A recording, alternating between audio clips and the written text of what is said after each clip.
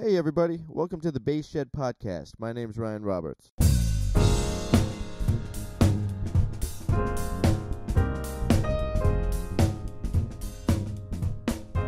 Today we're talking to Nadav Peled, good friend of mine and guitar player. We're going to talk about his band Anbessa Orchestra. It's an Ethiopian band. Ethiopian music. I don't know how many guys in the band are Ethiopian. We're going to talk about his upbringing in Israel, him going to New York to study jazz at the New School. And, he's got a lot to say about some instruments I didn't know about. Him and I have gotten together before when we're just getting lunch and playing through tunes and kind of hanging out and checking in with each other. And I remember one time specifically, he was telling me a lot about Ethiopian music and stuff, and I was just fascinated by it all because it's not something I had personally ever delved. And he knows a lot about it, and I was curious about it, and I was excited to have him on here, and so he could share all that stuff with you guys. What am I up to? I'm glad you asked. That's very considerate of you. And I'll tell you what I'm up to. I'm creating a lot of content for the website, and I apologize that it hasn't been faster. I'm doing this all by myself, and it's a lot of work. And so thanks for being patient with me. Doing all the transcribing, creating courses, and a lot of times I just ask other friends that are bass players who play differently than me and are coming from a different perspective on music than I am. What are you guys into? I remember I did a session at a studio in LA, it's LAFX, and the engineer is also a bass player, and I was just checking in with him, like, yo man, like what are you doing? Like, what are you practicing? 'Cause I know what I'm personally working on, and I get so focused on that and kind of absorbed in that, that I lose perspective of what other people are working on out there, and something that might be interesting to somebody else. Maybe I don't spend enough time on, or have already spent a lot of time on. I don't know. It depends on what the thing is. So that's what I'm doing. I'm creating content. I'm still finishing this blog on Jimmy Blanton. And if you guys are following me on Instagram, I've talked about it a few times on there. And I was fascinated by Jimmy. And then I really got into it, and I started getting distracted a little bit. And I was losing my focus when I was writing the thing, and I didn't know what I was doing. And I didn't really have kind of an angle or an approach that I really wanted. I didn't want to just talk about, what Jimmy Blanton did with Duke and kind of his gigs and where he came from before that. I didn't want to do that kind of just, personal review or personal essay thing on him. I feel like Jimmy Blanton was only Jimmy Blanton because of all the dudes that came before him, and that makes his impact more significant. But it also, he wouldn't have been there without the other guys. And there is a questionable thing. I haven't decided if I'm going to go down this. I haven't decided. Really, really researching the Walter Page, Jimmy Blanton walking bass line thing. I don't know. Some guys are saying Jimmy Blanton. A lot of guys are saying Walter Page. I put a quote in the blog where it comes from Walter. I've listened to some recordings, but just because it was on recording first, maybe, with Walter, it doesn't mean that Walter was the first dude to, start walking a bass line. It's fascinating, though. I don't know. I nerd out on that stuff. I nerd out on that stuff a lot. This is something I would obsess over for, 2 weeks. And not return calls and, not not hang out with actual people, not call my mom back because I'm so consumed with trying to figure out if it was Walter Page or Jimmy Blanton that started walking first. Jeez, I gotta do something about that. I need a little bit more balance. Maybe only do 1 week on it. I'll obsess on it for a week. Maybe that's enough. Can you put boundaries on obsession? I don't know if that's still obsession, is it? I'm rambling. The blog's still happening. It should be coming out soon. I'm going to spend some more time on it. Try to get it out this week. I'm really trying to get it out this week. I'm out of town the next 2 days doing some gigs in Ventura with the jazz singer. That should be fun. And hopefully it'll give me a little bit of time to finish that thing up and get it out there. And so that's what's happening with the blog. Musically, I used to have this group called the A1A Project years ago. And the group, I stopped kind of getting behind it and really pushing for it, booking it and stuff. The saxophone player passed away, and he was one of my best friends. His name will come up, I'm sure, on this podcast from time to time. He was a brilliant musician, Zayn Musa. Yeah, so he passed away, and I just kind of lost spirit for the group and couldn't touch it for a while. He was such a major part of that band. We did one gig after. I did a trio gig, and then the group was originally a quartet, and then I did one trio gig after, and so like I really didn't have to acknowledge, replacing him. Or having someone, he's irreplaceable. Having someone else do the job. And then I did another gig with the group and had violin instead of Zane playing saxophone. And I think I'm gonna stick with the violin. I like the violin. And Paul Cartwright was the violin player. If he's got some time, I would love to have him as regular as possible in the group. And yeah, getting out of L.A. with it. I want to get out of L.A. I'm going to go up to do some gigs in the Bay, maybe San Diego, do some little regional stuff, do a proper recording. We went in and did some tracks years and years ago. And, yeah, they didn't come out great. Everybody was sight reading the session. They killed it. There's some recording issues with it, and it was difficult to get a good mix. But, I'll go back in.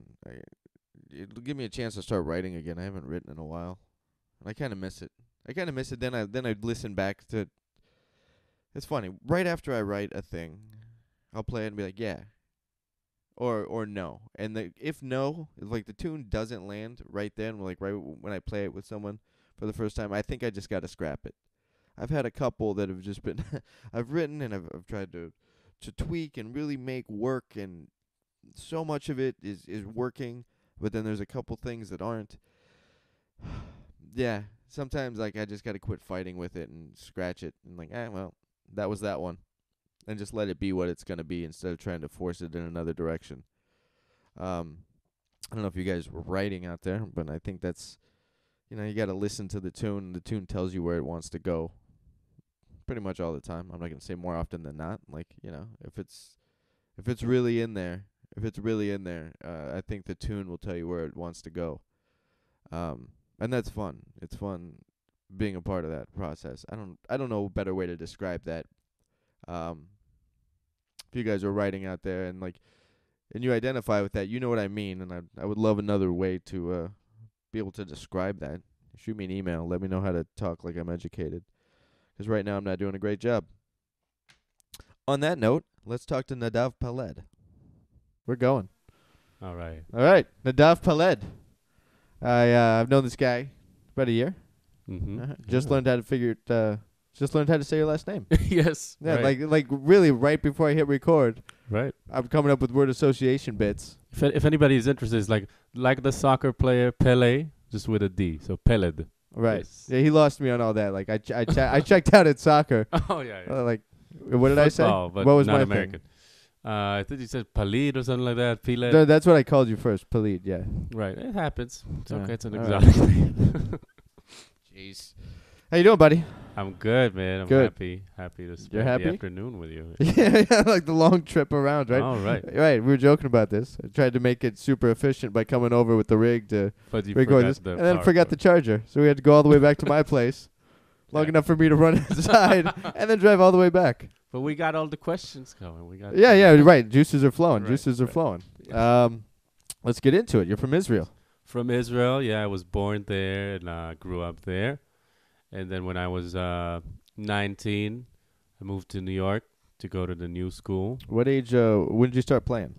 I started playing when I was 11. Okay. Started playing. We had this little band when I was in 4th grade with a couple of friends of mine, and just one guy played a little bit of, like a Casio keyboard. Yeah. And we made up songs, and we Sure. would cover some other stuff. But we made up some funny songs, with like funny lyrics and shit like that. And then Um, then we were like, okay, I guess we should probably play some other instruments. So we can't have just that guy and us. Oh, it was just Casio guy? Yeah, just Casio guy and us. You still talk to Casio guy? Dude, he's my best friend. Really? He's like my brother. Yeah. Is he like a Casio rep? Like, did He's he really ride no. that out? He became a great songwriter and now he kind of turned to something else, and he has a kid, and he's family to me. Yeah. Right. Okay, that's funny. Great. So I wanted to play the drums. Okay. But my parents did not have money for either a drum set or lessons. Uh-huh. So we had a guitar lying around. My dad plays a few chords. Okay. So we were like, if you want to learn an instrument, it's right there. Here's an instrument. Here's a free one. Yeah. That's what they're telling you. If you want to play, pick the free one. Why not choose the one that's the one here? we already have, because we're not exactly. putting any money behind this. Right. Yeah. So it was my mom's old guitar. My mom, I guess, played a few, people in the 60s, everybody played a few chords. Right? Yeah, right. So it was like a classical guitar with the action way high. Right. It was rough. But the minute I picked it up and learned to play a chord, I think the first chord, A minor, and then E. Sure. To kind of move the same shape around. But we started with chords, which was very hard. But that's how, I guess, my dad, he's just played a few chords. He doesn't really have a method. He tell you what he knew, right? Yeah. Now, what kind of music was going on in the house? What were you guys listening to? Man, road trips, with the family. We listened to a lot of Queen. Really? Queen is still my favorite band. I've had "Don't Stop Me Now" in my head for 4 days. Man, I love that tune. And you can analyze that for about 4 days and still. I have been. I think since I saw the movie. Right. And I'm just the movie was great. The movie was fantastic. I never really got into them growing up. Just kind of right out of the gate. Right. I just kind of got into collecting jazz records probably more than I did even knowing what I was listening to. Yeah. And all pop music was just dumb and foolish, so I wasn't into it. Now, it's the opposite. Yeah, well, I can remember listening to them when I was 4 years old, so it's really grew up on them, and I fell in love with it. And then Deep Purple, Bach, and the soundtrack from Jesus Christ Superstar. All right. Then we had I think it was one side was Queen Greatest Hits, and the other side was some Phil Collins. We had that. But those were the major rotations. Queen, Deep Purple, Bach, and Jesus Christ Superstar. All right, so now when you find that you're 11, you got the guitar, you just want to be Brian May? Is that you had to be Brian May? And I got to meet him also. Really? I got to meet him a year or two ago, and it was... where'd you meet him? Such a nice guy. They played at the Hollywood Bowl. Okay. And Hagar played with them. Really? On the show, because they came over. They did a bit, and they didn't bring their bass player, so she got to play with them. And that was before I moved out here. But I would visit. I would visit frequently, and this time I couldn't do it or something, and I was so bummed, and she knew about it, so she talked to them, and the keyboard player was like, we're going to play here in the summer. I forget what it was, and we'll get you in, and you could meet, Brian, and I was so excited. Yeah, you have to be there. Now, for everybody listening, you want to explain Hagar? Well, Hagar, my fiance, my life partner, whatever you want to call it, and she is the bass player right now for the Late Late Show with James Corden. And she played with amazing musicians throughout her life. She's an amazing, incredible musician in person, a great inspiration, source of light in my life. Perfect. And she used to play with Sharon Jones a lot. That was one of the more major things that she did for 4 years. And a bunch of other people. And she was one of the major people in New York. Yeah. So I'm sure get to that by the time we place you in New York. Right. So you're 11, you're in Israel. Right. You want to be Brian May? Yes. All right. And Brian May, Jimi Hendrix, The Animals. Of course, my first song that I learned was House of the Rising Sun. Yeah. Took me 2 weeks to get that F down with, the partial F with just the bar on 2 fingers, which actually I think it might be even harder. Now, seeing it fucking 20 years later, It might be a little harder. Let me know if I'm using too much profanity. That's fine. That's fine. I mean, I could bleep you out. Right. I could always do that. Oh, that'd be cool. That would be funny. Yeah. Yeah.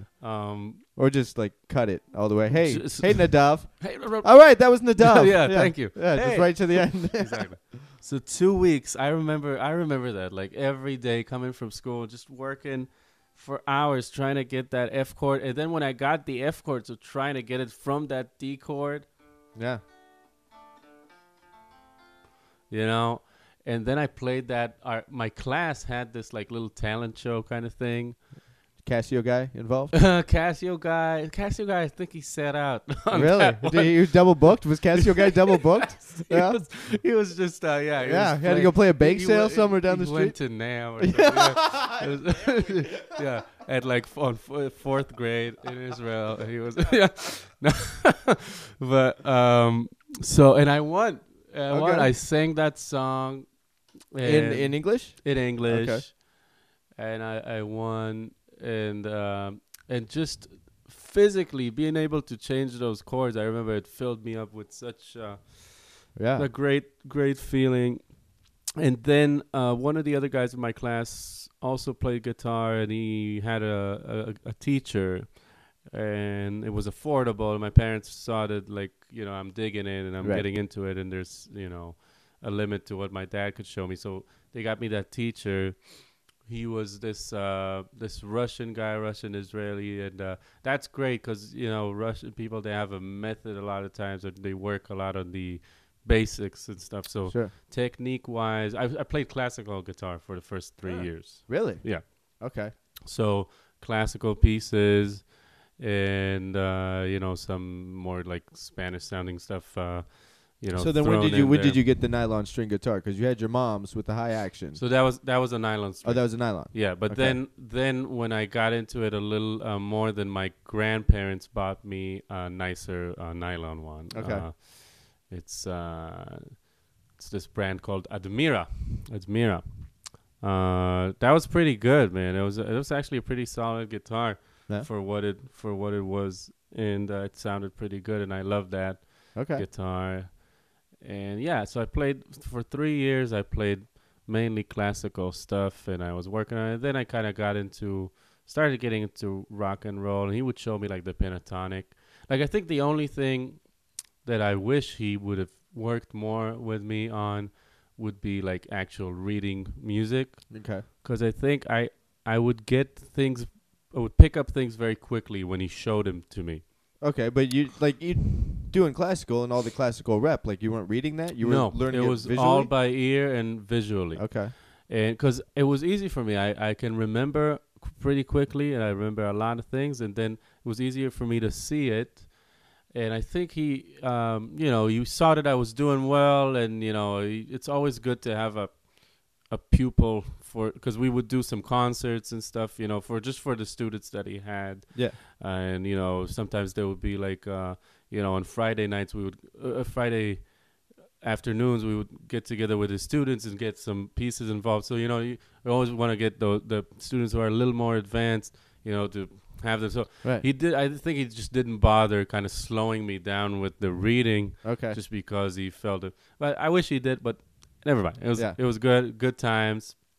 And I got into some electric guitar. I think when I had my bar mitzvah, then like most young dudes at the time, there's a big party and you get some money and stuff. Most people do like a little Euro trip or go to the US or something like that, go to Disney World or something. Did you buy a Strat? I knew that I was going to get a guitar, an electric guitar, and like I remember I was telling my parents I want to get an electric guitar, and that thing's going to fly me around the world. Oh, look at this guy. Okay. Yeah. All right. I didn't get a Strat, unfortunately. I got this interesting Polish-made guitar. You still have it? It's somewhere with my friends in Israel. I don't own it, but it's within the. I kind of know where it is, I think. All right.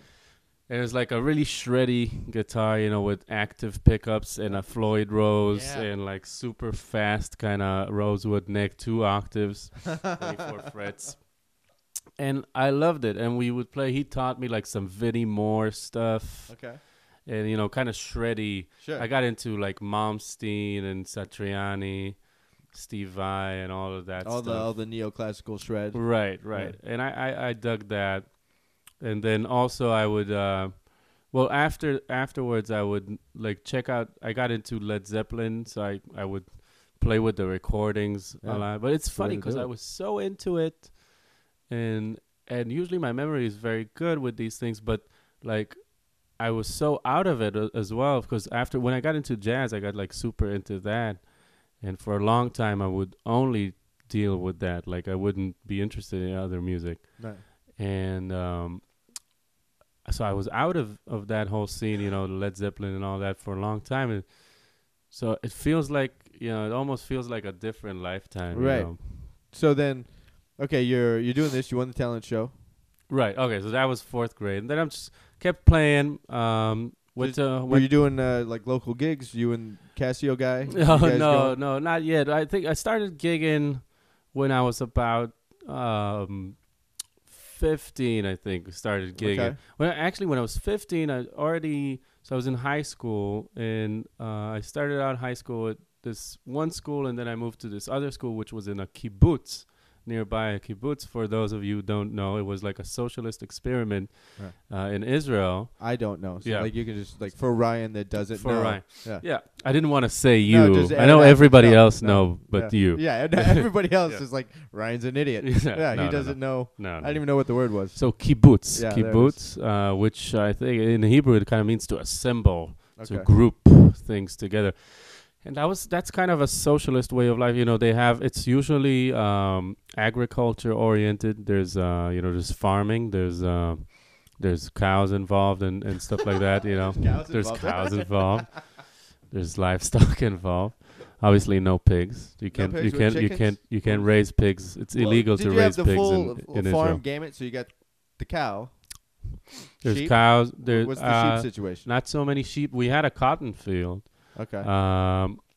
No sheep, or maybe there were sheep. I don't know. And there's a chicken coop, and it was kind of supposed to be a self-sustaining kind of system, where people don't work necessarily for a salary. They just trading goods? there's a dining hall that everybody eats at breakfast, lunch, and dinner. All of the could be it's not like millions of people. It's hundreds of people, I guess.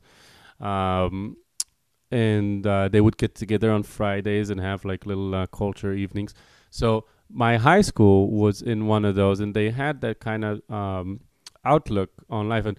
And we did have, like, every Friday we had like a theme, like, I don't know, 60s or high school, you said, right? Yeah, in high school. So like, what's the economics class like in this high school? Like, how do they talk about, like?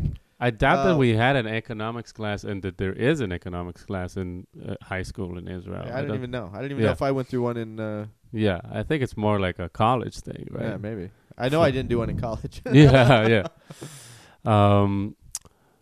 So yeah, we would get like all kinds of themes for evenings, like Woodstock or prog rock and stuff like that, and we would really go for it. We would practice a lot. We had like a music room, and we would just live there pretty much. And then there was a friend in the same year that I was, and he was kind of like a mad genius, really. He's like, at 13 he already wrote like a trilogy, enough material for a trilogy of albums, like in a prog rock. He was into like Yes, King Crimson and all that, and we recorded a record. We put it out. It was called I Don't Know What You See When You Look at Me, and each song was like in a different, pretty such a fascinating concept, like, for a record.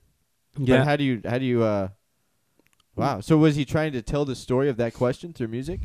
I guess he was, I couldn't really follow his logic, back then. But I guess that was the thing. Or, sometimes it's just, I later read, for example, that the guy from Yes, who wrote the lyrics, people tried to figure out the meaning. It was like, just sounded good to me. All right. So maybe it just sounded good to him. But each song, it was like, the first song was I, the second one was Don't, No. Oh, wow, okay. So it was like a concept album, and each one of them had like a weird weird time signature and stuff like that. And would they stay in the odd time? It would be like 7 or 11/8, 10. There was 1 and 4/4. Like each song had a different time signature.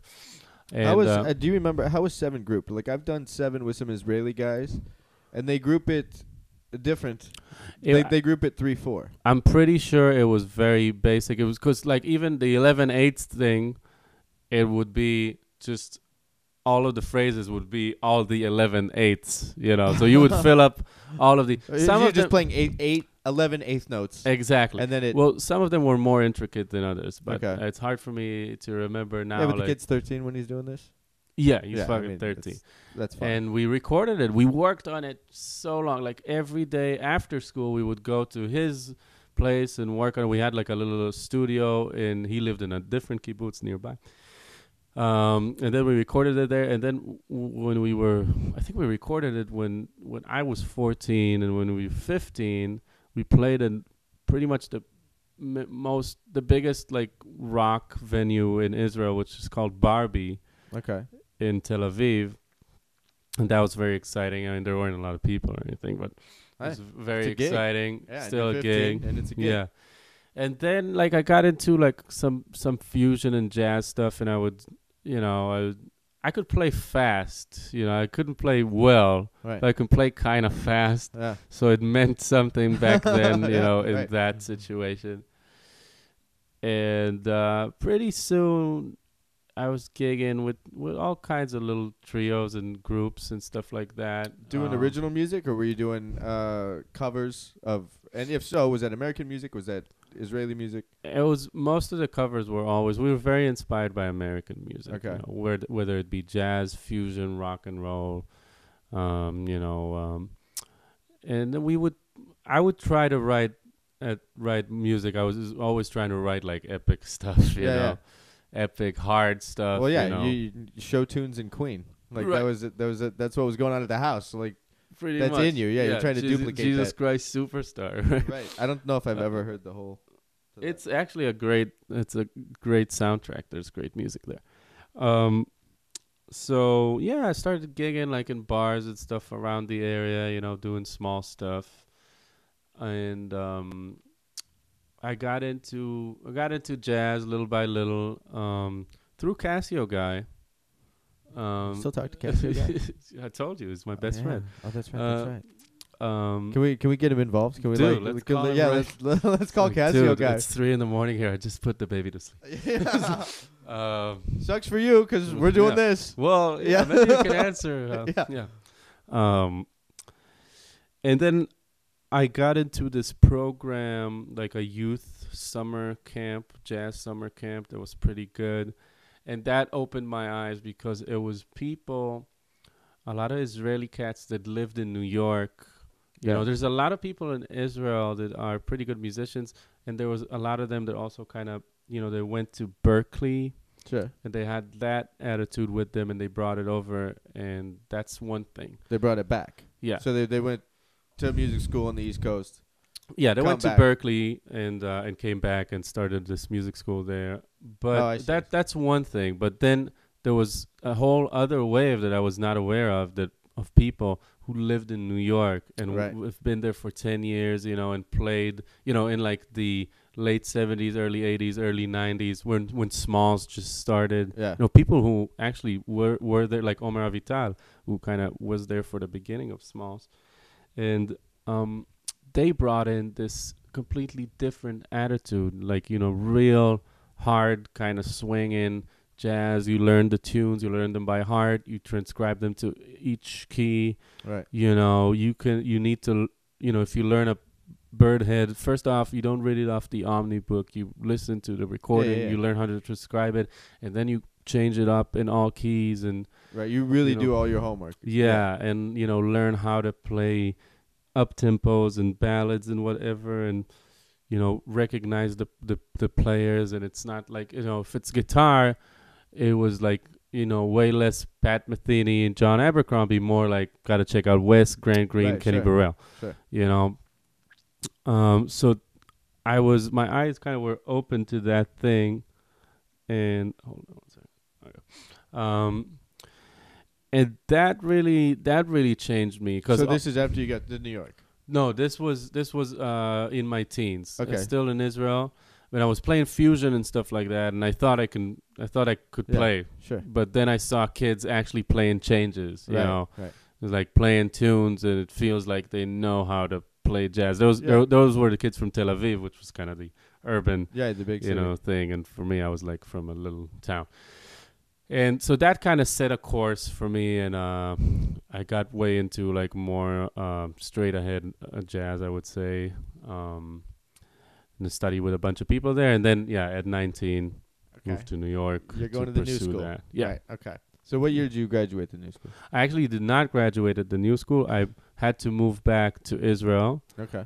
For a couple of years, and so I was at the new school 2007 to 2009. Cool. And then I went back to Israel, and I did one more year at the Rubin Academy for Music. That's in Jerusalem. So I got my degree from there. Who did you study with at the new school? At the new school, I studied with a bunch of great people. Well, privately, I was the most interested, of going there to study with Pete Bernstein, who's a great hero of mine. And I did get to study with him, which was great. Great. It was really fantastic. And I got to study with a bunch of other great guitar players. Jack Wilkins, studied with him a lot. He's old school, I remember OG. he came to... Man, what year is this? This must have been like 03. I was going to a junior college in Mesa, and he came there for like, I think it was called Jazz Week, where like ASU and all the community colleges would like hire somebody to come out for the week and like kind of do the rotation. Mm-hmm. He was like artist in residence. Yeah. And Jack came out, and I got to play with Jack. He's such a great guy. Exactly. That's first thing. Yeah. And Pete as well. That was one of the most inspiring things to see. People with a really vast career that did a lot of things, but they're still so nice. They're good people. Yeah. And Jack is amazing, and he has like an encyclopedic knowledge of tunes and like Johnny Smith arrangements and Tal Farlow. He really got into those guitar players, so that was cool. And I got to study with Lage Lund, who's amazing. Vic Juris, who's like a guitar master. Jonathan Kreisberg. Okay. And then at the new school itself, there were a few very influential teachers. We had an ensemble with Charlie Persip, drummer. That was great. And also one of the most important lessons I've had there was a class called Rhythm Section Workshop. That's what Hal Galper, the piano player. Yeah. That was also very eye-opening. It was an amazing class, probably the best class I've ever had in my life. He had a very structured thing about listening and comping in a group. Like points of focus, if you are the main comp guy, you should really be getting your like rhythmic influences from this and the harmonic influences for this. And, obviously it all opens up and you kind of do everything, but it was so clear. And when I started doing that, I started getting a lot of compliments on my comping. Like people would come and would say that they felt so great with me comping. And that's a thing, man. That's also a thing that gets you a lot of work. I mean, it's not that I'm working like my ass off or anything, but people notice that. Sure. People notice that, and I mean, if if I've played definitely with guitar players, it's like, like no, I'd rather not. Like they solo great, doing that might as well not comp for my solo. Just please don't.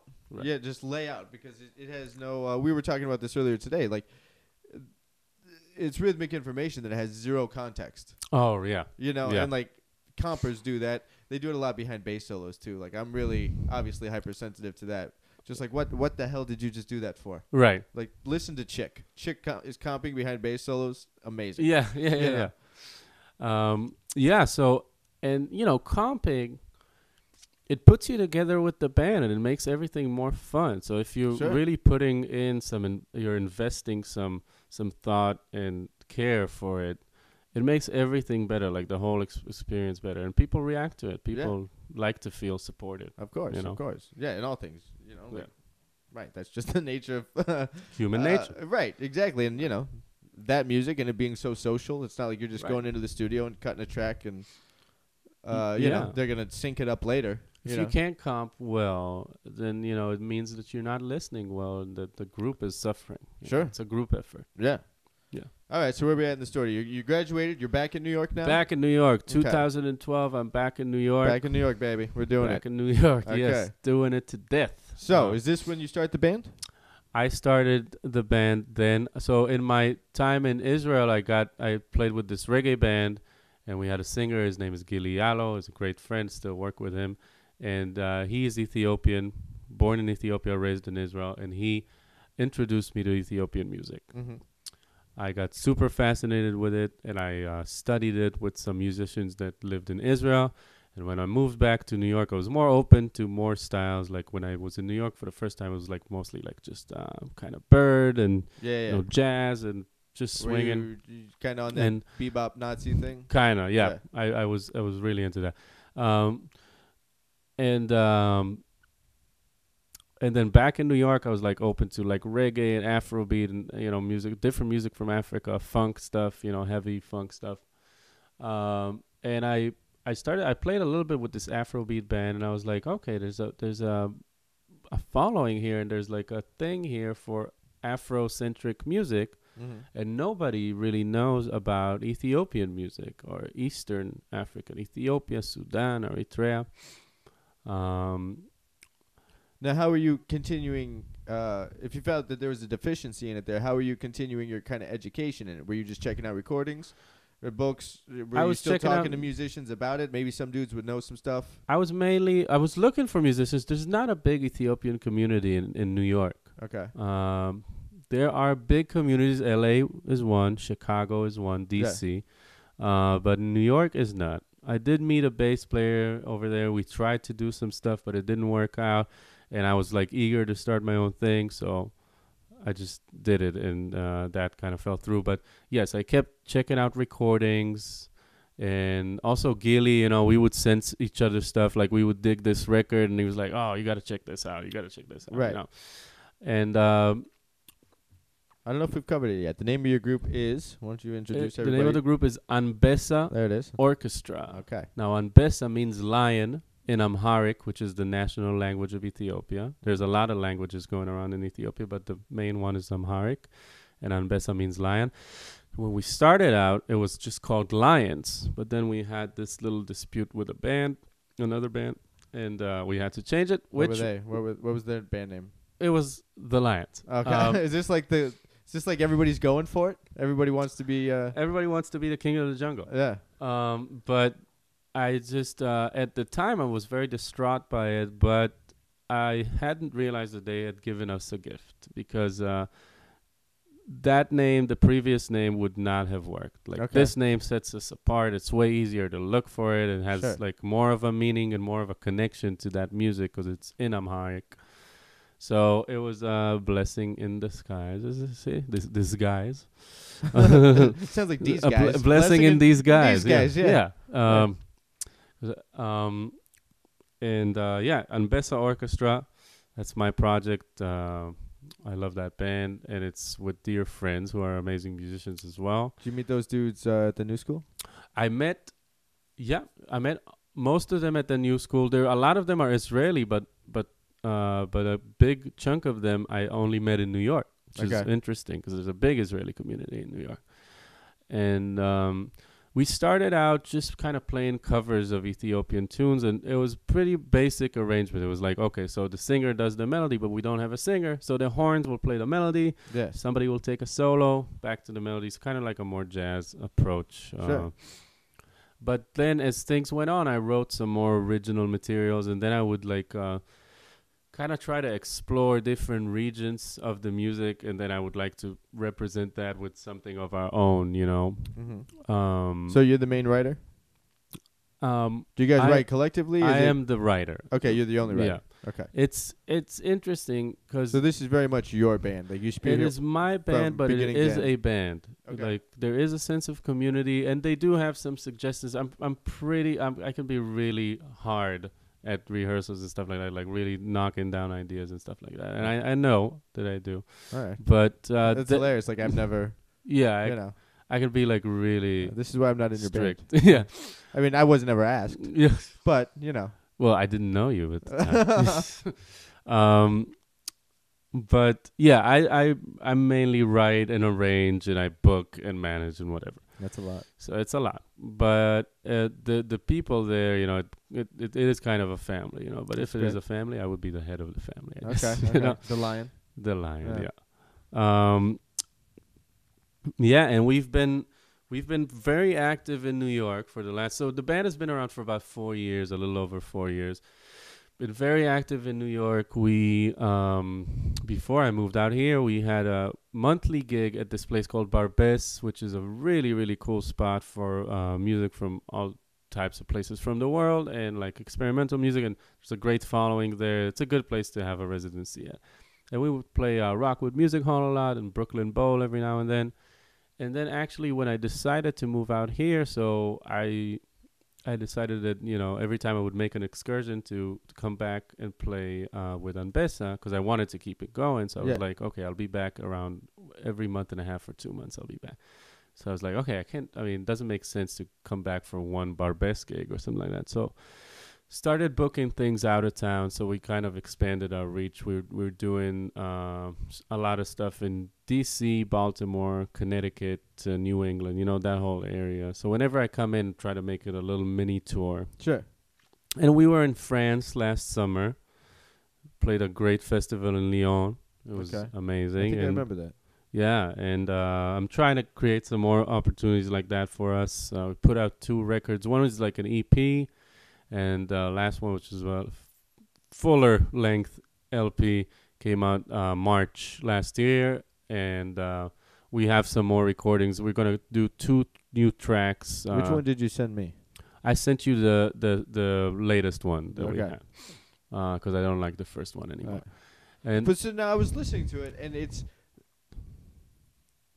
now I don't know about Ethiopian music.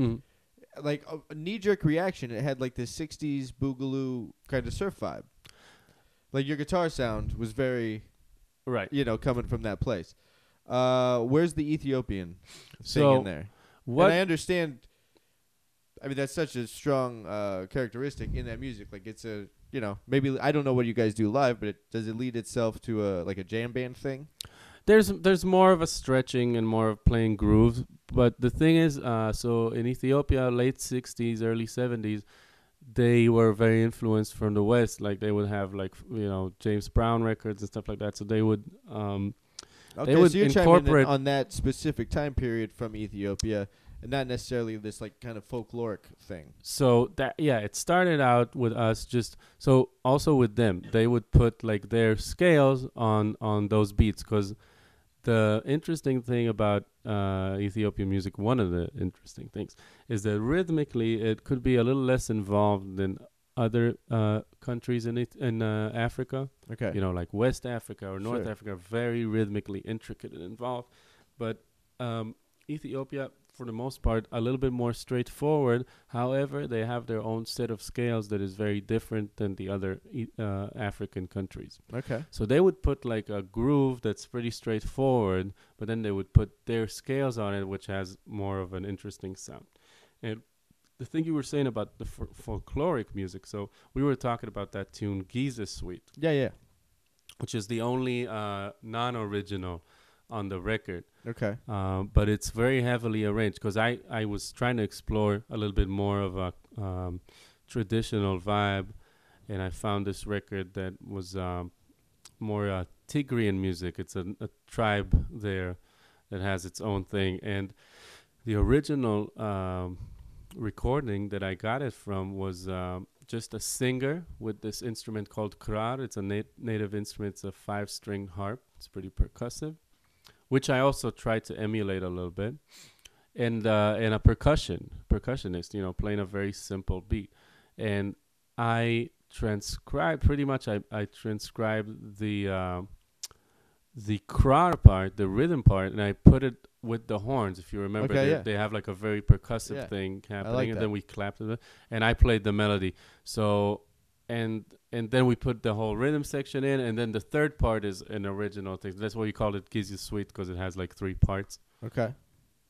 Um, so um, so that's, for example, with kind of exploring a little bit more of the traditional vibe and trying to make it something of our own. So it's either me, I would try to play a little bit more like the krar, it's a little bit more percussive, and What is that word? Slow it down. What's the part? La what? Like you just said, you're gonna try to play the. What is that? oh, it's What's the word you said? krar. How do you spell that? Krar. Okay. Maybe put like a little apostrophe after the K. Krar. I gotcha. Yeah. All right. And I can't do that. Yeah. Or do the thing with the R's. All right, you're fired up. What you gonna play it? Like a krar probably.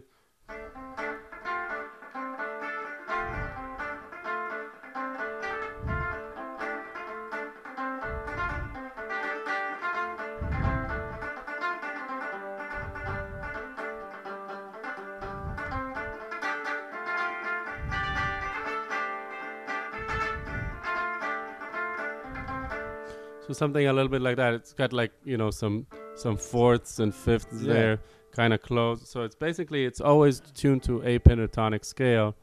So doing it on the guitar, you kind of use your bar a lot. And do you ever do alternate tunings? I don't. Don't do alternate tunings. Don't use a capo. Okay. But it's just I might do it sometime in the future, but haven't Still done waiting it. for a capo endorsement? Yeah. It's just I always feel like I've always felt that as well. I mean, that I want the guitar to be as normal as possible. Sure. And I want to have just a guitar, and then whatever I need to do on that. You're talking like effects wise and trinkets and all that. You want pure instrument. I want it to be as I have a few pedals that I use, and I like it. I haven't used pedals for a very long time, and I started using them again like in recent years, and it's cool, and a different effect can inspire you to play a little differently. But generally, you're not coming from like there's a bass too. Like guys are like they're so deep in the effects thing, like that's their sound. Like how they layer the effects is their sound versus a guy who might color what he's doing with his hands with a little effect. Yeah, so I would definitely be in the second category, and I mostly a lot of the times I would play straight to the amp, right, or very little effects. Because I just like to do a lot myself. A lot of create the sound myself, or if it's like a, obviously, I mean, if you have a capo, you can have like open strings ring, more. But I like kind of the jankiness of it, like especially when I'm doing like trying to mimic the krar. Right. There's a certain kind of jankiness, to How it. How is that instrument constructed? It's got 5 strings. Okay. Kind of fanned out. Just to an open A pentatonic. Yeah, for example, and it's got a little sound hole to it, or not even a sound hole. It's like a little round body to it. Okay. And the way you would play it, I think you would use your right hand to hold the strings, but so all of the strings play this. It's not like you move your hand on it and play a different pitch. Right. It's only if it's a pentatonic, like A, C, D, E. Okay, sure. And G, right? So the hand that would be the fretting hand, like your left hand. If you play what you would do. Not everybody plays right-handed. Oh yeah, right. Come on, be cool. Yeah, cool. Yeah. Gotta include everybody. Yeah, that's right. Gotta be fretboard fluid. Exactly. Yeah. So you would actually use that hand to stop the sound of the string. Okay. So the basically the opposite of what you do on a regular guitar or stringed instrument, where you fret with your hand. When you put your hand on the string, is to block it. Yeah. And then you use the other hand to strum, and sometimes they even use the same hand, like as though it were the fretting hand, but they would strum the strings from that hand. Okay. And then when they like that kind of motion? And then when they need to like strum more percussive, they have like a little pick. It's almost like an oud pick, and they would strum that. Fascinating. But it's very interesting I instrument. Look this up. Very cool sound. Yeah. Yeah. So I like to kind of mimic that a lot. And so now what's the relation there between that and like a sitar? Are they? I have no idea. Huh. I don't know how a sitar So there's no works. frets on. There's no frets, Okay. but it's only. But also, there's no changing pitches. Right. They are You're constant. Yeah, I mean, you would tune it differently, I would presume. But got a little snark clip on. Yeah, exactly. Well, you know, the modern people, the modern musicians, that's what they do, actually. Yeah. Really? Yeah. That's hilarious. And you know, and I'm guessing that they would do it also back in the day, like if they wanted to change keys. Right. It's not uncommon to have an instrument where you have to tune differently to change keys, right? So this is a folkloric instrument. That's a folkloric instrument. And how deep is this connected to their religion or a sense of nationalism and overall culture, like all those things? Well, it's a very common instrument. It's been called so in Ethiopia there's a thing. First off, it's one of the earliest forms of Christianity that's very close to Judaism. Okay. And they have a claim for a Solomonic ancestry. So the King Solomon and Queen of Sheba, she was apparently from Ethiopia, and they had a few sons together. And when King Solomon was dethroned, they ran back to Ethiopia. Apparently, also it is said that they took the Ark of the Covenant with them, and it is lying in a old synagogue or old church, maybe even in Gondar in Ethiopia. And it's been said, they say that the krar is basically the harp of David, you know, that he played the harp and David played and it pleased the Lord. Right. So that's very rooted in their culture. And then they have another instrument that's called a masenko, which is a little bit like the Indian kamancha, if I'm not mistaken. I think it's Indian. So one-string instrument. Sounds like a juice you get at a vegan restaurant. Yes, kamancha. Let me get some kamancha. Some kombucha. It's one string, and they do change the pitch with it. Interesting sound. Is it, are there frets to stop, like, no frets. The pitch? One, it's like almost like a bow with a string strung pretty tensely. And they would change their position of the finger on the string to create different pitches. Interesting. Yeah. All right. I don't know how we got on that topic. Where were we at before that? Anbessa Orchestra. Yeah, that's what you're doing. Record. So, check the record out on Spotify. Check the record out. You guys did the United. Let's talk about this. We this. did something for United. So United had a cool project, which a lot of musicians are a little bit afraid of United Airlines. I know, because they had the whole thing with United Brakes guitars. I think they turned a new leaf, because I've had, even before we did that project, I've had pretty okay flights with them. so even before, I've had pretty okay. Yeah, I think they weren't great. It was good. It was good. It was just I've had pretty mediocre. No. I mean, no problem with the instrument. 60% mediocre. It was amazing. No problems with the instruments. And so they have had Rhapsody in Blue, Gershwin's Rhapsody in Blue, as their theme song since I think the 80s. And I believe that this year it is becoming public domain. I think it turns 100. And in 2019 or 2018? 2019, I think. They were preemptively doing something. Yeah, sure. And they chose 4 artists from all over the world. It's mainly like, you know, people who are like kind of a singer-songwriter, a producer, like a lot of computer stuff. Yeah. And us, we were the only band there. And they wanted all of these artists to create their own spin on Rhapsody in Blue. So, and we were the first ones to do it out of the 4 as well. Did you have a couple kind of arrangements in mind, or did you just have the one? Like, you played it for me right after, I think it was You Got Back. I think you went out to New York and you recorded it. Right, before it was published. Right. Published. I played it for you. And it took a minute. Well, the first theme that comes in your head, I don't know, to me was the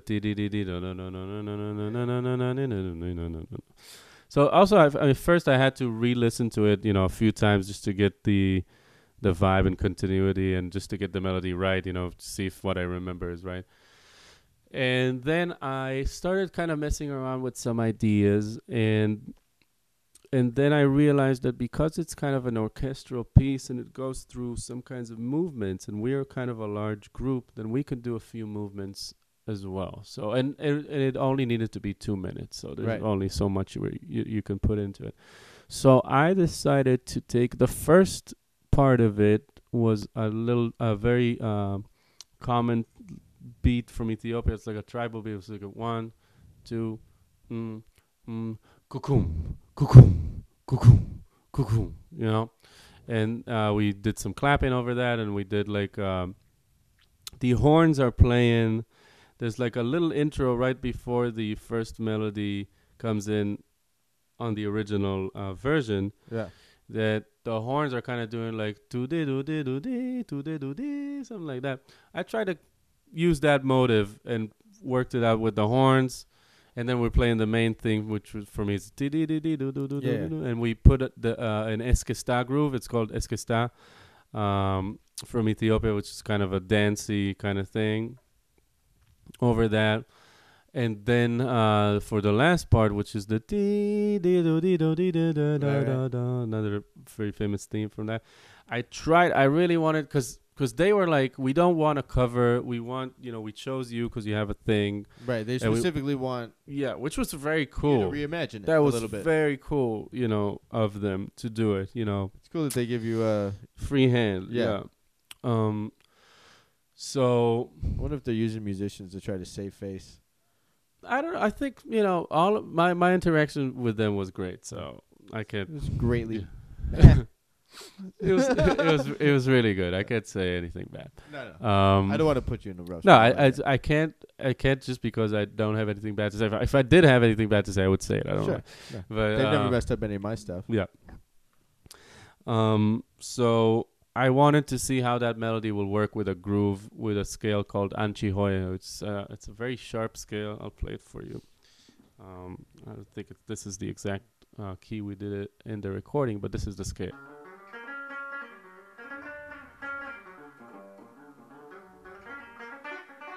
Break that down. Let's go through that.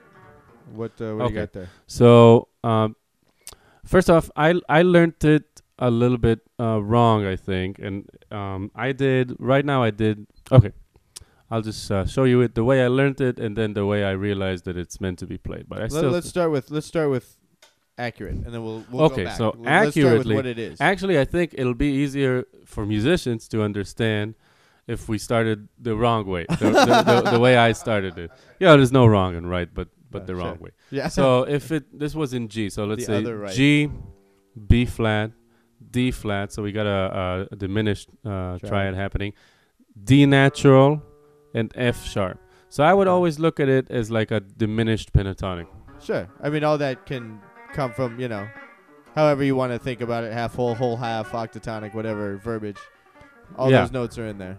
Great. Yeah. But mainly it's actually used from the flat fifth of that. So if we did it on G, it would start on D flat, D natural, F sharp, G, and B flat. Okay, so like it's typically grouped done with the half notes, or excuse me, the half steps group. As the begin. Now, how much of this information influences your jazz playing? It's funny. Do you use those scales to navigate changes? I do actually. It's mostly if there's a vamp though, it works better. It's funny because I was playing at ETA this Wednesday with Matt Mayhall and Carl McComas Reichel, and we played a tune by Randy Weston. It's called Little Niles. It goes.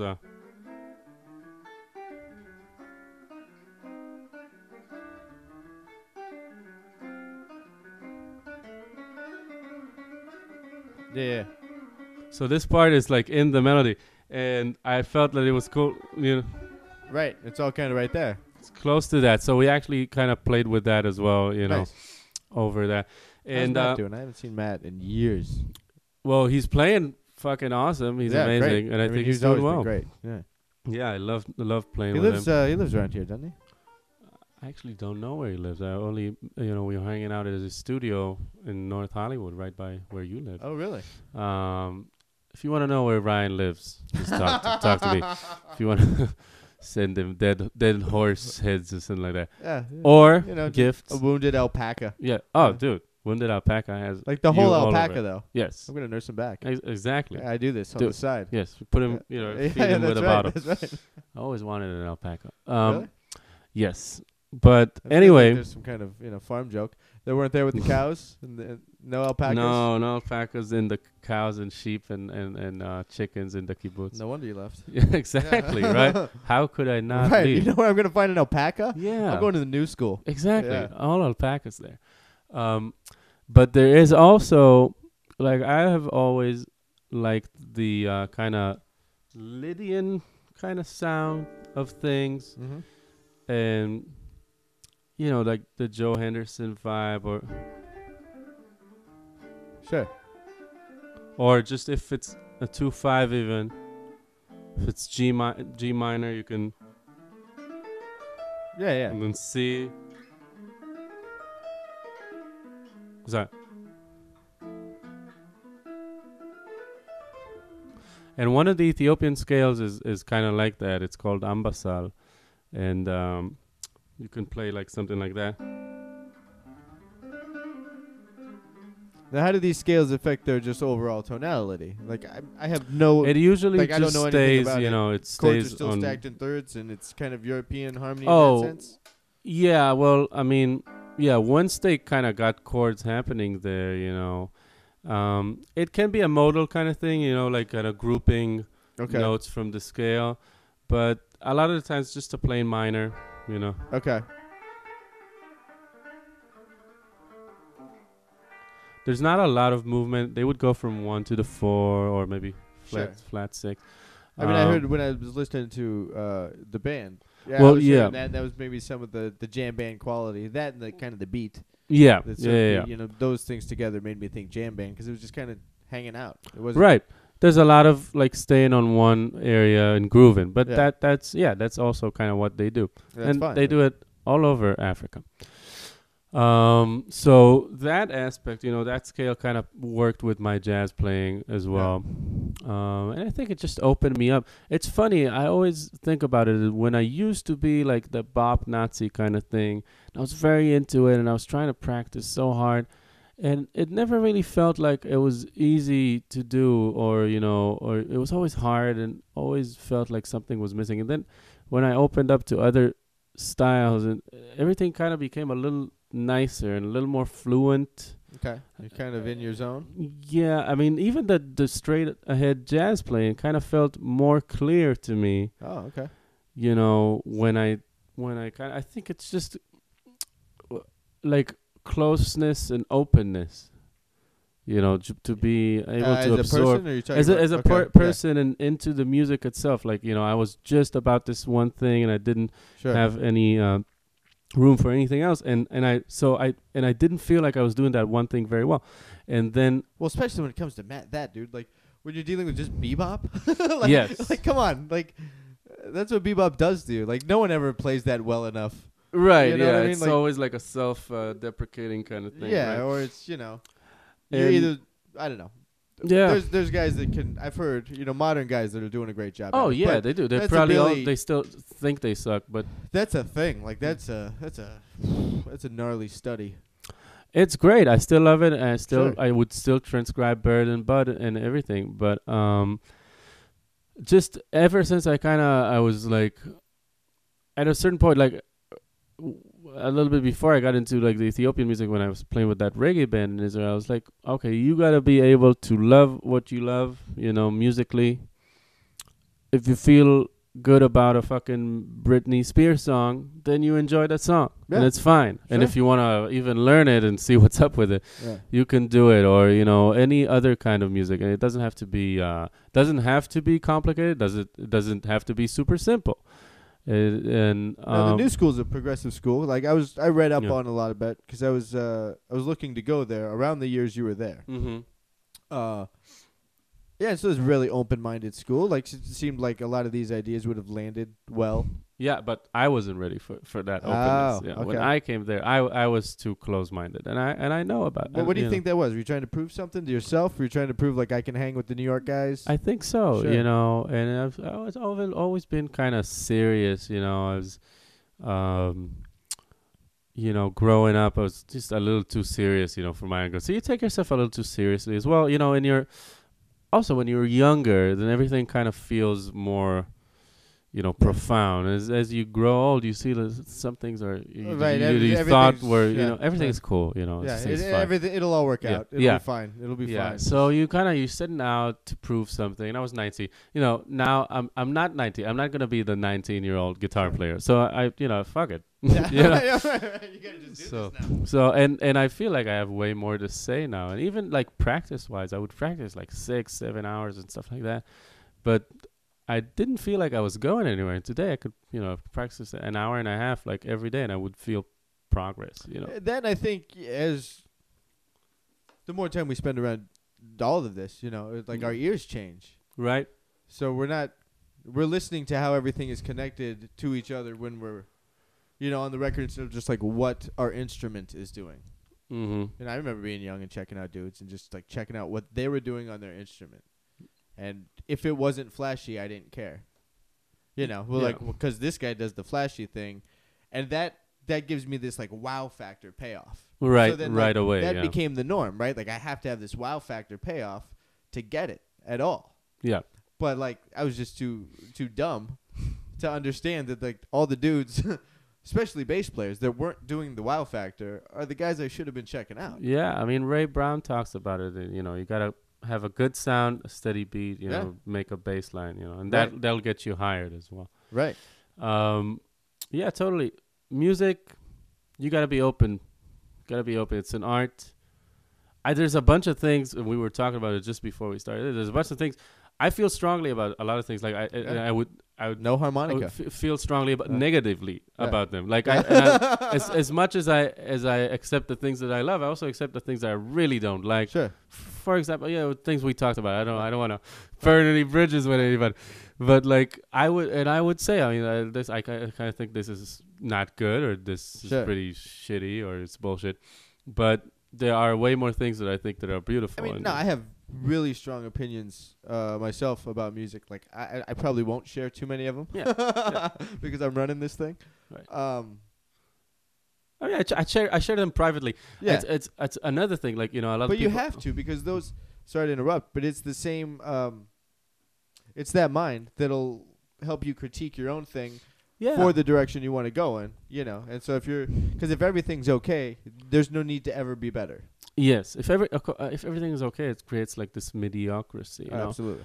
You know what you like and you know what you don't like. You know, in your own playing and in other people's playing, and that kind of creates you. I was just about to say that there's this thing, you know, people say about Israeli people that are so upfront and they, you know, tell what they think, which is great. But I think that a lot of times it's just unsolicited. You know, if you ask me what I thought about your show, I would tell you. Sure. But if you don't ask me, well, if it's good, I'll probably come up and tell you. But if I don't enjoy it or whatever, then I won't. You know, there's no need for me to come up to somebody and be like, "Oh man, I thought just for no reason." Yeah. So you gotta be. I just don't. It's good to speak your mind. Like, the question to me when is, somebody asks you, you know. Right. Yeah. There's time and place for everything. Yeah. Exactly. You know. Usually, you know, negative feedback. Yeah. It's the way you put it. So you gotta, if you put it in like some of a constructive criticism, you know, rarely do you think that. I mean, it happens, but you know, not. Like saying, okay, how was the show? It was shit. You know? It was like, you know, I didn't like it. I thought this was bad. I thought are you talking about as if you played the show or as if you're just listening to a show? Listening to it. If I played it, I would, a lot of times I would be like, I was shit. Yeah. Because, you know. My answer is like, it's always fine. It's fine. We're always hard on ourselves. Sure. No, but I realize when it's good. I realize when it's bad. I realize when there's things I'd like to improve with my playing, or what I would like to hear differently with other people. Yeah. Do you teach? I try to teach as much as I can. Right now, I don't have a lot of students, but I do teach. How I used to teach a lot. How? How? I used to teach a lot. How? How? How? How? How? How? How? How? How? How? How? How? How? How? How? How? How? How? Now, as a teacher, you have that direct connection to like critique the student. Right. How do you deal with that? Is it the gloves off? Are you just going for it, or you just? It's usually gloves off, but as time went by, like in Israel, in that time I spent after coming back from New York and before going back to New York, I would teach a lot. I would have about 34 students a week, I think. Okay. Taught at a few schools and stuff like that. Nice. That is very hard because there's a lot of them want to kind of become a machine, and you put out the same songs for some people, and because they all want to also it's not like when they come to you and they want to learn or like jazz or anything. It's like you teaching guitar to teenagers. Right, it's and stuff general like information on the instrument. Yeah. So, and also it was through music centers and schools, so I couldn't, like, if it were my students, a lot of the times I would just tell the parents, like, it's not working out. Okay. Like, if I see that, because I was like, you're wasting your money right now. Sure. I don't see anything that I'm giving him or her, the student. Yeah. So I would kind of fire students. It didn't happen like all that often, but it happened a few times. Okay. And with other students, when it was like the big amount of students, that I would try to motivate them. I would always try to, like, at first I would get really frustrated, because I was only thinking about it from my own view, and thinking about it.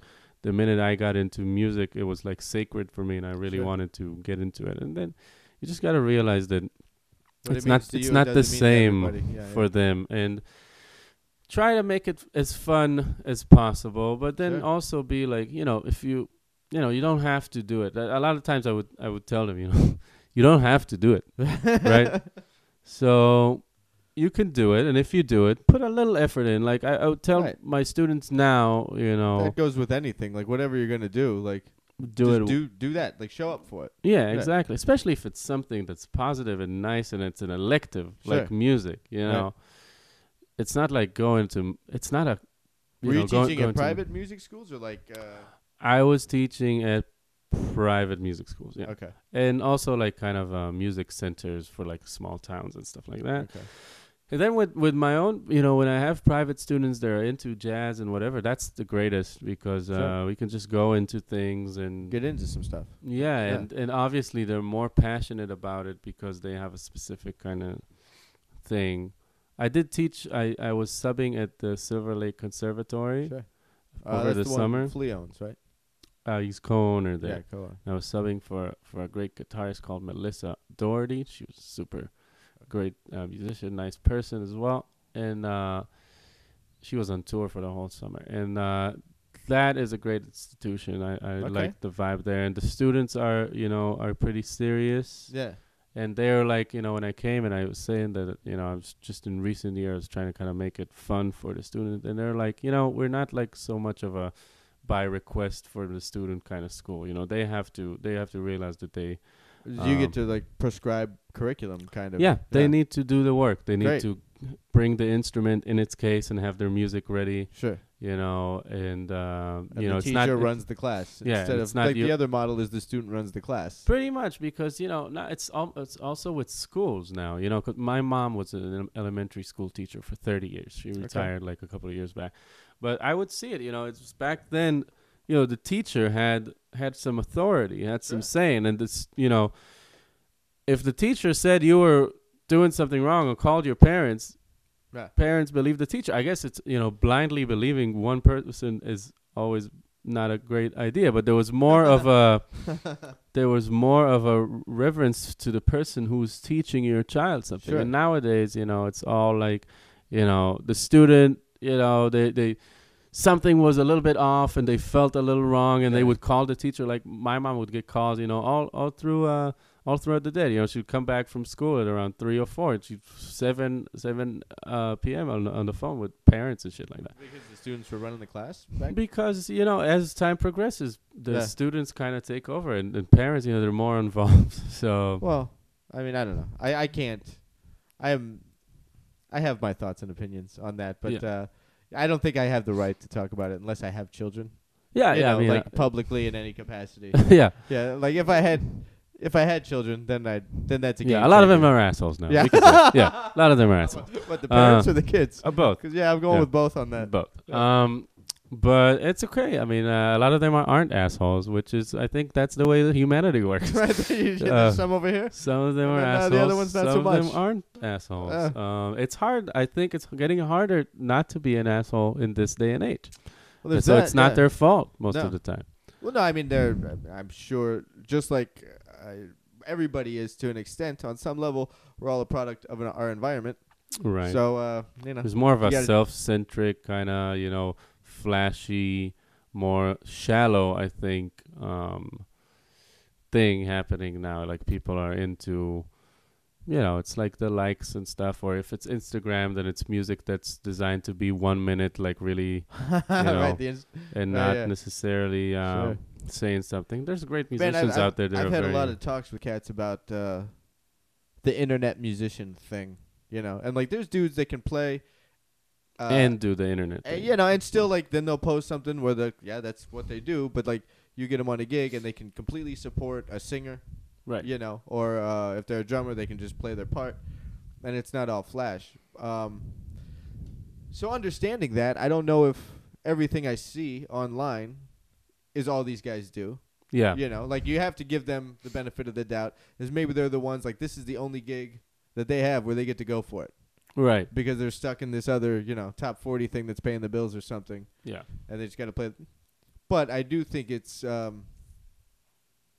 internet has changed the way musicians Changed everything. Yeah. Well, yeah. Changed I mean, everything. of course, it changed the Yeah. world. But lately, in recent years, like very recently, I just feel like it's it's very apparent, the way Instagram works for music and Sure. Yeah. Obviously, some of it is good. It connects a lot of people. Some of like, it's good, and hopefully, maybe inspires like beginners or something. They get to Right. go hear so many people. On the Bass Shed Instagram, there's a lot of dudes that'll tag me in it, and right. and yeah, they can play. When they try to make it like more of a communal thing, that's always the best Sure. I think results. And sharing what you're up to, I think, is totally cool. Yeah. I mean, this is like such a thing to me. Then I guess I keep going back to is just having context. If your music has context, everything like musical relevance while you're playing it, but like social, right. it has to be of the time. Of the geography is the thing. Like every. Geography is also because everything is open now. I mean, I can play Ethiopian music in New York and. Sure, but there's a way that New Yorkers would play that versus dudes in L.A. Right. Right. Right. And I get kind of bummed out about that. Like living in L.A. I moved here when I was 24. And you're 26 now. I am 24 and a half. Yes. I think, I don't know, maybe it's because of the age. I remember like hearing some dudes trying to sound like they're doing the New York thing, and maybe I was also trying to do that because I'm 24 and still trying to assert myself into something. Then I just adopted, like, LA's a feel-good town. Yeah. Like, that's what it is, Yeah. It's 77 degrees all year round, and everybody just wants to groove and have fun, and that's it. Yeah. Like, we're not going to sound like the edgy New Yorkers. But we can't. That's in that thing. That's in their mind. They're confronted with that every day. The most I'm confronted with that is listening to those records. Uh-huh. That's it. Yeah. That's my only into it. I mean, yeah. I mean, I think of it as more of an open thing. I mean, I don't know. I lived in New York for a long time. I guess I have somewhat of Has a New your York playing changed? since I moved out here. Yeah. Maybe I had more time to practice. So Out here? Yeah. I don't think the playing has changed. You don't think there's, I like, mean, maybe a different mood to it, or? hopefully it became better. Sure. That's what I hope. But there is a difference of approaches. Yeah, absolutely. There is a difference of approaches, but I don't feel that I have to compromise like my thing. It's just it's also with like what I was saying about the students, that I was seeing it from my perspective. So if I come and I play with somebody and I see that there's a different approach, then I try to make something of it, and I Right. don't try to force my approach over it. Unless it's something very specific. For example, if you're playing a tune, jazz tune on a session, there's things that should happen. It should swing. Yeah. I mean, at some point, unless you it should be whatever everybody has agreed on that it should be. Yeah. It should be that. So, and if it doesn't go that way, that could be annoying, and I could try to maybe steer it in that direction. But it doesn't happen a lot, and I've enjoyed playing with people here very much. It's a different obviously thing. A different vibe a little bit, but if you're a great musician, not that I am, but the people that I play with, if you make good music, if you're a good musician and you come with it with your soul in there, it's gonna be good. I don't know. I agree with that. Call it what you will. If you commit to it, it'll be good. What's Anbessa got coming up? What are you guys up to? Anbessa. So we have. Did I pronounce it wrong? No, you said it great. Good. Yeah. I got the band right, but your last name. Yeah, wrong. come on, man. Nadav Smith. Yes. And Anbessa. And Dave. Yeah. And Dave P. Daddy. Yeah. I believe. Nah, Dave. Yeah, exactly. Dave. So we have, we're actually going to go to Chicago next week, but that's an event for United Airlines that we're going to play, which is great. Okay, what's the date? Kept in touch with them. That's not open, but it's just, okay, just private. But just bragging. Yeah, do it. And then we are going to be, we're going to play in New England, in Boston and East Hampton, Massachusetts on March 28th. We're going to be at this place called Arts at the Armory in Boston, and we are going to feature Giuliano, great singer, the person who I was talking to about it, and he has a great project, one of my best friends, and we work together on other stuff as well, on his stuff, but we are going to do a joint show with him, which is going to be awesome. We did something in New York, because we backed him up on his show when he did a little U.S. tour, and for the West Coast stuff, we had West Coast people. For the East Coast stuff, we had pretty much my band, just minus 2 horns. Okay. But then we did like a full band show with him, which was awesome, and we're going to do that again in Boston, and then we're going to go to Connecticut, New Haven, Connecticut. We're playing at the State House.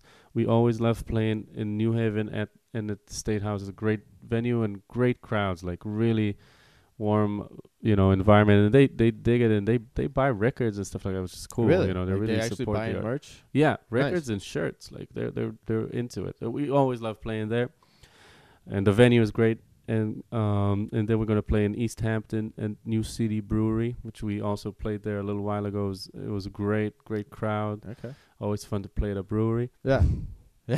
And then we'll For obvious reasons. Yeah, we're gonna record 2 new tracks for this year, and we're gonna release them kind of like one by one. So the first thing we did was an EP, and then we did a record, and now I just want to do a little bit more of like wider releases, you would call it, like have a couple of tunes here, a couple of tunes there, maybe then put out a vinyl. Yeah. And everything we do, I should say, for example, the vinyl that we put out is 100% analog. Everything tape, nice. Recorded live. Yeah. These new tunes might be a little different. It'll be recorded mostly live, but we're gonna separate the the rhythm section and the horn section, and we're gonna do just slightly different. But it's also like everything that we do is very much analog. Yeah, that's all very noticeable on the. With the kinks and all. Yeah. No, that's cool, but it sells that. Everything on the record, by the way, is like a one take thing. Yeah, really? Even the 7-minute songs, and that have like some intricate parts. Oh wow. Okay, yeah. I did not know that. It's very good musicians that play together very well, which is amazing. Yeah. So we're gonna record, and then we are gonna play at Bar Best, which is kind of our home base in Brooklyn. Okay. On April 6th. And those are the closest shows that we have, and we always have some projects going, and some stuff happening. So hopefully we'll be out in Europe this summer or or maybe a little later on, because some festival season is kind of closing in. Yeah. But we're working on doing more festivals and covering more of the country and of the earth. Fantastic. All over it. Killing. So you're gonna give me all those links. I'll release them with the when I Yes. release this. Fantastic. Yes. Cool. Thanks so much for doing it, dude. Dude, Cool. thank you for having Yes, sir. We got to play it again soon, man. When was For that gig? sure. Last week? Yes, at Yeah. Chateau Marmont. Yeah. When we were super close to the bar, but I didn't have anything to eat, so I drank about 2/3 of a bottle of whiskey on an empty stomach. But man, I remember doing a gig with Steve like a few days later. Just the sound. The sound was like I could barely hear the piano. It was a great band. Like I would really love to play with, everybody again. The sound was very weird. Yeah. Sounded just that, and I hadn't played upright in a few days, and like I was just. Mm-hmm. My hands weren't happy. I was wearing out. It's funny because it seemed like the sound kind of deteriorated as the gig progressed. Yeah. You know how these things sometimes go. But it's it like, wasn't why people. do they even do it? Why do they mess with the thing? Right. But Whatever. Yeah. All right, dude. It's Thanks for fun, doing though. it, man. Of right. course.